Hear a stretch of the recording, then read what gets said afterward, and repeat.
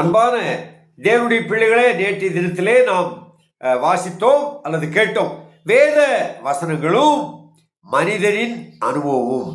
இந்த வேத வசனம், இந்த பரிசுத்த வேதாகத்தில் உள்ள வசனம் மனிதனுடைய அனுபவத்தை குறித்து தான் எழுதியிருக்கிறது.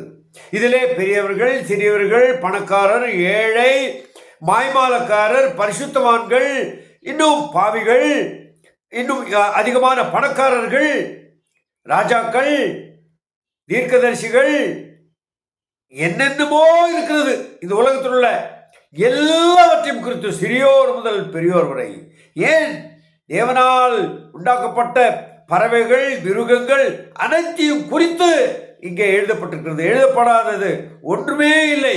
அப்படி இருக்கும் பொழுது நம்மை குறித்து என்ன, இவை எல்லாவற்றிலும் நம்மை குறித்து என்ன என்பதற்காகத்தான் இந்த வேத வசனம் நமக்கு கொடுக்கப்பட்டிருக்கிறது. நமது வீட்டிலே கண்ணாடி இருக்கிறது. நாம் அதை பார்க்கிறோம். நம்முடைய முகத்தை பார்க்கலாம், நாம் அழகுபடுத்தலாம், நாம் நம்மை எப்படி உருவம் கொண்டவர்கள் என்று அறிந்து கொள்ளலாம். ஆனால் இந்த வேத வசனம் நம் உள்ளம் எப்படி இருக்கிறது என்பதை காட்டக்கூடிய தேவனுடைய வசனம். தேவன் அதற்காகத்தான் இதை ஒரு கண்ணாடி போல நமக்கு தந்திருக்கிறார். கண்ணாடி என்றால் பார்ப்பதற்காக அல்ல, படிப்பதற்காக அல்ல, வாசிப்பதற்காக அல்ல, அதை தியானித்து நம்முடைய வாழ்க்கைக்கு அனுபவமாக்கிக் கொள்ளவே இந்த வேத வசனத்தை தேவன் தந்திருக்கிறார். ஒரு வேத வசனத்தை நாம் வாசிக்கலாம். 2 பேதுரு 1 அதிகாரம் 20-21. வேதத்தில் உள்ள எந்த தீர்க்க தரிசனமும் சுய தோற்றமான பொருளை உடையதாயிராது என்று நீங்கள் முந்தி அறிய வேண்டியது. தீர்க்க தரிசனமானது ஒரு காலத்திலும் மனுஷனுடைய சித்தத்தினாலே உண்டாகவில்லை. தேவனுடைய பரிசுத்த மனுஷர்கள் பரிசுத்த ஆவியினாலே ஏவப்பட்டு பேசினார்கள். பாருங்க, இதை நாம் அறிந்து கொள்ள வேண்டும். இந்த வேத வசனத்தை ஒரு மந்திர புத்தகமாக நாம் படிக்க வேண்டாம். இந்த வேத வசனத்தை தலையணியிலே வைத்து பயம் நீங்க அதை உபயோகப்படுத்த வேண்டாம். அது பிரயோஜனம் இல்லை.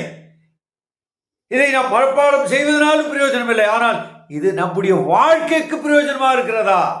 இதை நான் வாசித்து தியானித்து இந்த நாளிலே, அதாவது இன்று நான் அதை உபயோகப்படுத்துகிறேனா? நான் தேவனுக்கு பிரியமாக இருக்கிறேனா? வேதத்தை வாசிப்பதனாலும், பிரசங்கிப்பதனாலும், பாடல் பாடுவதனாலும் தேவன் மகிமைப்படுவார் என்பது சந்தேகமில்லை. ஆனால் அது உண்மைதானா? என் வாழ்க்கையிலே நான் அனுபவித்திருக்கிறேனா? இதுதான் முக்கியம்.